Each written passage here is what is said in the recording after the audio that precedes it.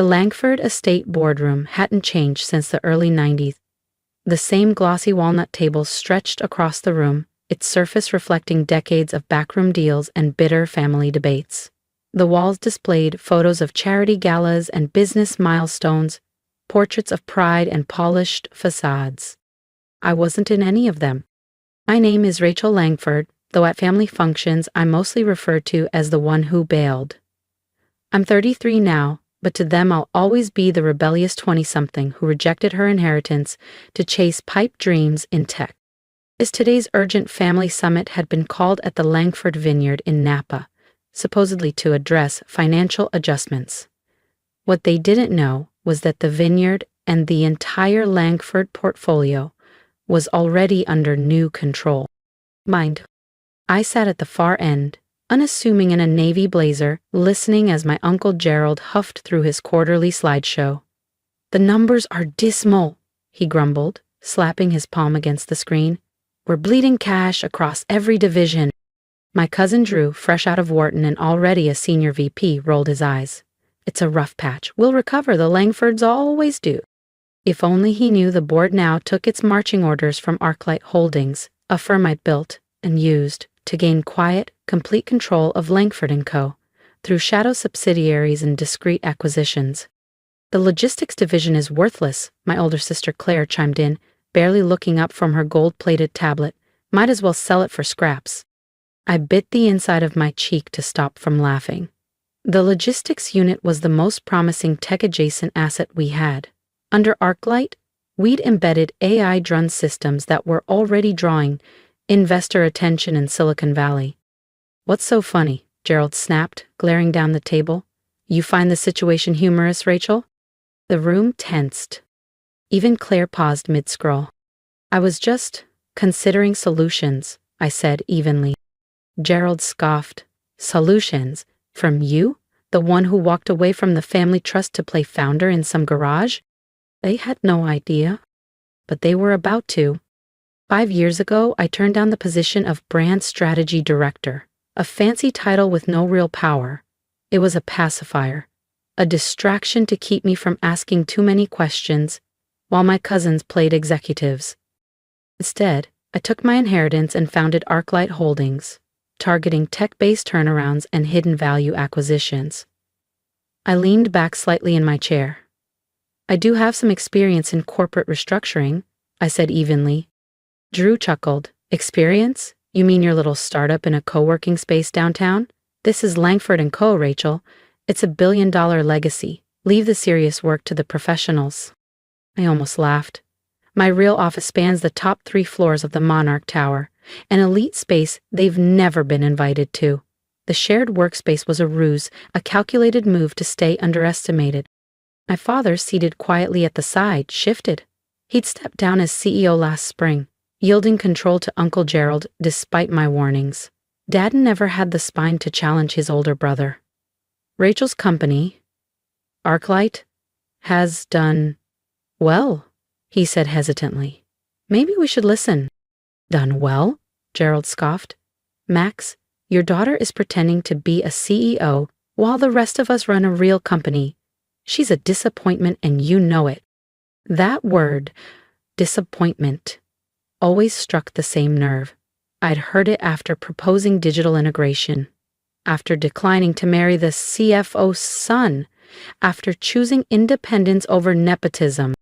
Claire let out an exaggerated sigh. "Can we wrap this up? I have a lunch meeting at the pavilion." I glanced at my watch. 3 minutes to go. The acquisition paperwork was already signed.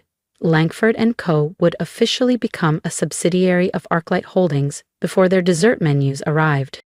"The logistics division isn't the problem," I said, locking eyes with Gerald. "Your entire model is obsolete. You're losing market share because you're allergic to change." Gerald slammed his hand on the table. "I've run this company on your grandfather's principles: discipline, tradition, control." I thought of my grandfather, the bold strategist who pioneered hybrid shipping lanes before it was mainstream. He would have backed me, not clung to outdated methods. "And that," I said quietly, "is why you're failing. The world evolved.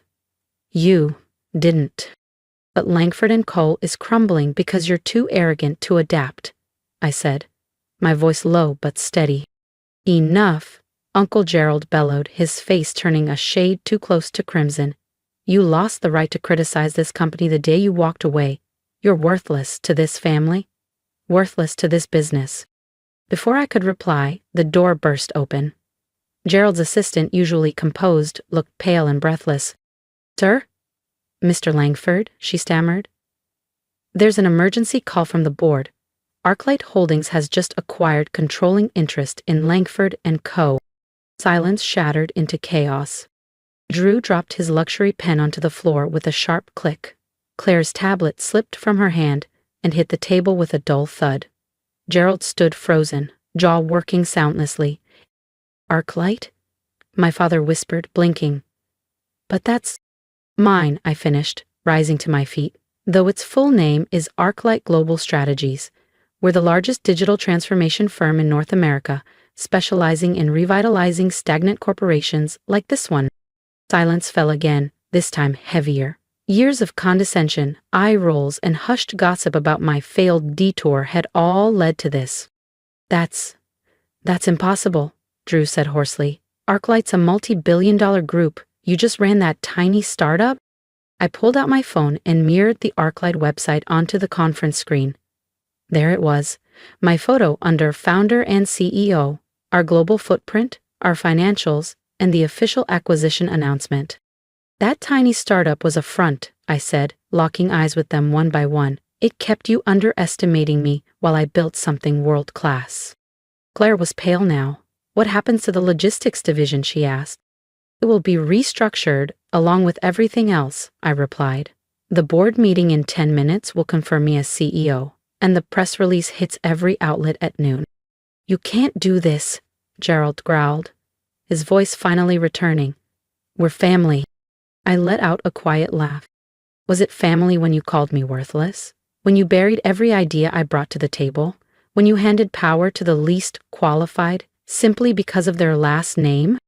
My father slowly stood. Rachel, please. Let's talk. We can fix this. I met his eyes. I already have. If you've ever been called worthless, only to rise higher than anyone imagined, hit that subscribe button.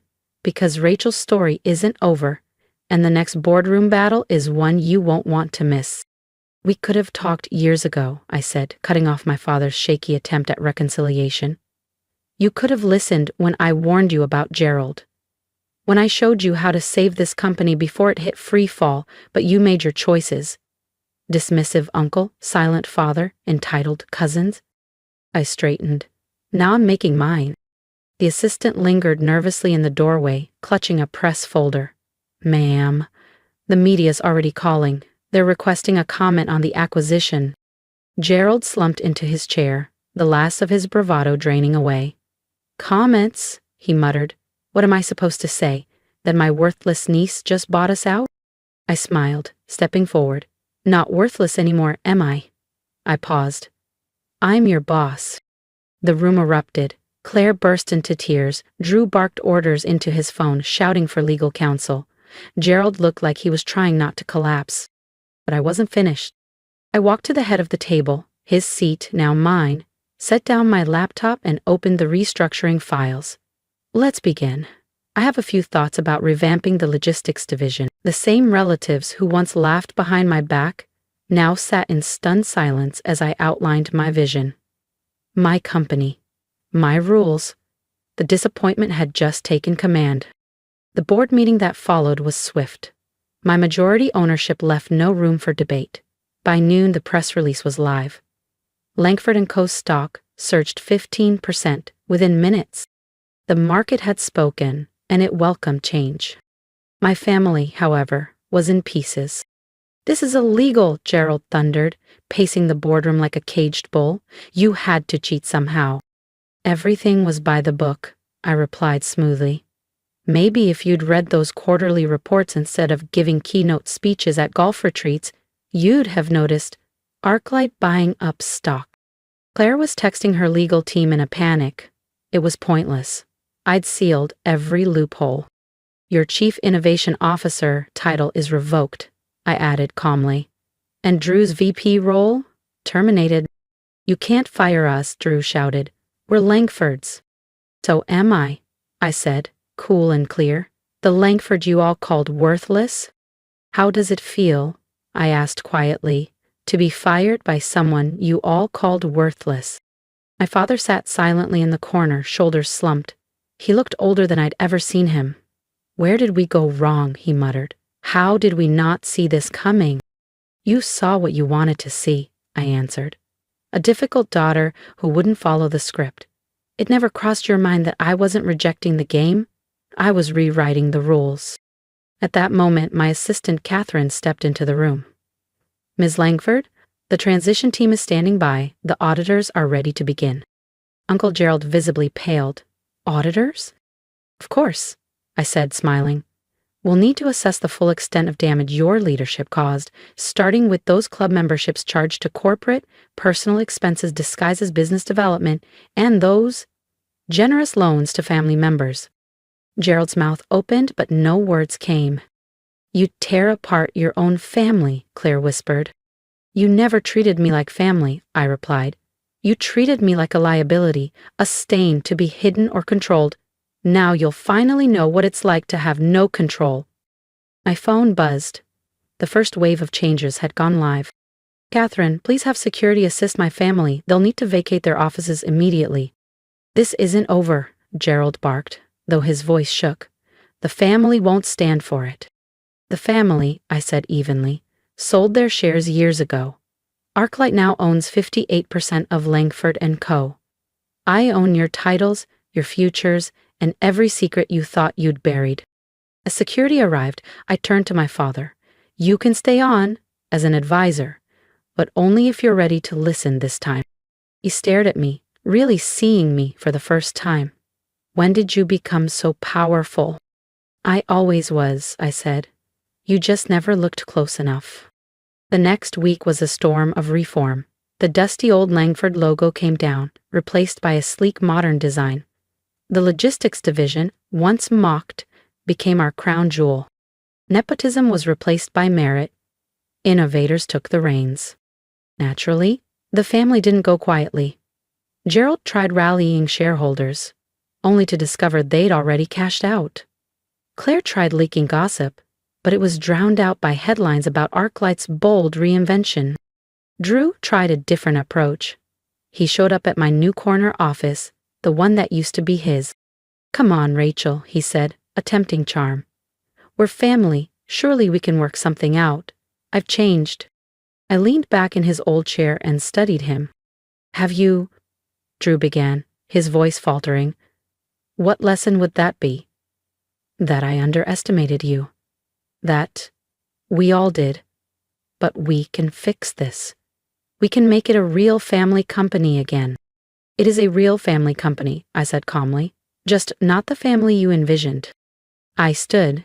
Your position has already been filled. By someone qualified. I'd suggest updating your resume. He left in tears, another first in Langford family history. The audit confirmed everything I suspected. Years of corruption, unchecked nepotism, and self-dealing. Gerald had siphoned millions into shell accounts. Claire had padded payrolls with friends under fake consulting contracts. Drew had traded Langford's stock based on privileged boardroom information. The SEC will want a word, my legal team said grimly. Then give them everything, I replied. Full transparency. Every document, every payout, every fake invoice. Let them see how the Langfords really operated. My father, now a quiet advisor in name only, watched the unraveling with hollow eyes. They could go to prison, he whispered one night. They made their choices, I said, just like they chose to call me worthless. And the fallout was swift and spectacular. Gerald was indicted for embezzlement. Claire and Drew were permanently barred from securities trading. The Langford name, once equated with privilege and power, now trended with scandal and disgrace. But through the wreckage, Arclight thrived. Our stock doubled in a month. Investors saw what I had always seen, potential buried under arrogance. With the tech division properly funded, we released innovations that redefined our industry. The culture shifted from inheritance to innovation, from legacy to leadership. 6 months after the takeover, I sat in my office reviewing quarterly reports. The top floor view was breathtaking, but I wasn't looking at the skyline. I was staring at a framed photo on my desk, the last Langford Christmas before I left, everyone beaming with pride, and me, slightly apart, already planning my rebellion. Catherine entered quietly. "Your uncle's sentencing is tomorrow. Will you be attending?" I thought for a moment. Gerald would face a judge, his power gone, his empire in ruins. "No," I said softly. "I have a company to run." She nodded, then paused at the door. "Oh, one more thing. The new boardroom family portraits just arrived. Would you like me to hang them?" Catherine asked softly, referring to the new boardroom photos. "Take down the old ones," I instructed. "This isn't a family company anymore. It's something better." That evening, long after the office had cleared out, there was a quiet knock at my door. My father stepped in, shoulders stooped, eyes tired. But behind the weariness, there was something else. Pride. "I underestimated you," he said simply. "We all did. Can you ever forgive us?" I leaned back, the weight of years behind my silence. "Forgiveness was never the goal," I replied. This wasn't revenge. It was about showing that success doesn't have to come from tradition, that worth isn't defined by legacy. He nodded slowly, the truth finally settling in. "The company, what you've done with it, it's extraordinary." "It always could have been," I said, "but none of you were willing to see past the old way." He turned to go, then paused. "For what it's worth, I'm proud of you, even if I don't fully understand how you became this person." "I always was," I said quietly. "You just never looked close enough." After he left, I stood at the window, watching the city twinkle beneath the dark Napa sky. Somewhere out there, my relatives were bracing for Uncle Gerald's sentencing. Elizabeth had listed her penthouse. Drew was submitting resumes for jobs he used to laugh at. But I wasn't thinking about them. I was thinking about the future, about a company unburdened by legacy, free to innovate, to rise. The worthless daughter was now the most valuable Langford of all, and she was only just beginning. Catherine's voice buzzed through the intercom. "Your 7 p.m. is here. The venture capital team from Menlo Park." I smiled, adjusting my jacket. Time to show another room of traditionalists what the future looks like. "Send them in. And Catherine? Have the old family photos delivered to my relatives. They'll need the memories more than I will." Those photos would arrive in the places they'd never imagined falling. Elizabeth's one-bedroom rental, Drew's childhood room at his mother's house, Gerald's attorney's office. But I wouldn't be in those photos anymore. I had new pictures to take, new chapters to build, new legacies to create. Because in the end, success wasn't just the best revenge. It was the life they never thought I could build, lived boldly, in full view. If you've ever been overlooked, underestimated, or told you weren't enough, this story is for you. I was once the worthless one too, but I turned doubt into drive and built something undeniable. I'd love to hear your story. Drop a comment below. Tell me about the moment they dismissed you and what you did next, or what you plan to do. Because success isn't about revenge, it's about reclaiming your voice. And if my journey resonated with you, hit that subscribe button. Let's keep building a community of quiet strength, bold ambition, and unstoppable resilience. Your comeback starts now.